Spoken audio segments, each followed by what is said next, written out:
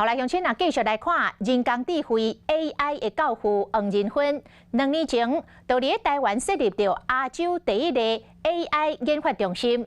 即届伊来台湾，讲要扩大伫台湾投资，除了要过来招募着1000个工程师之外，嘛积极咧找地要来起一间总部。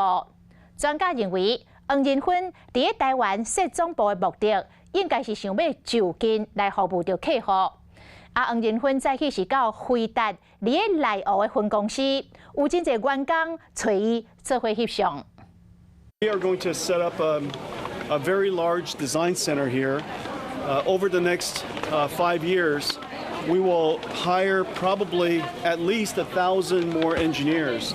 若是出现伫咧镜头前，AI 教父黄仁勋拢会讲到台湾。这位访问台湾要2礼拜，行程是排甲电满满。伊搁一摆强调，辉达会继续投资台湾。黄仁勋一早约10点钟已经从下榻饭店来到台湾分公司，而辉达的 AI 研发中心已经在这里设立快2年时间。辉达透过经济部大 A 债计划得到补助，伫咧台北内湖设立亚洲头一座 AI 研发中心，已经有超400人团队，会阁继续扩编。伫咧遮设计出超级电脑台北馆，基本是采伫咧高雄，会免费提供部分算力。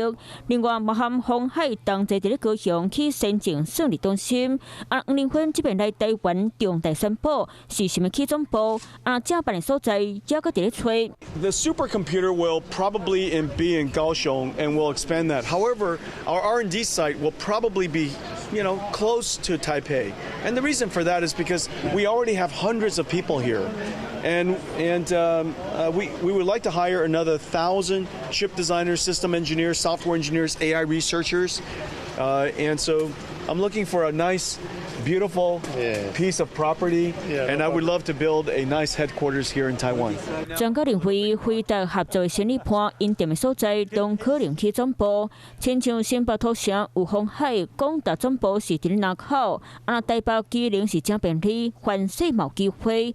另外，新竹和台中有科学园区，嘛有专家点名有可能起辉达的总部。总部附近一定是要服务你的客户，这才是最大的经济效益的地方。黄仁勋这边来台湾的目的，希望将台湾打造做 AI 都市。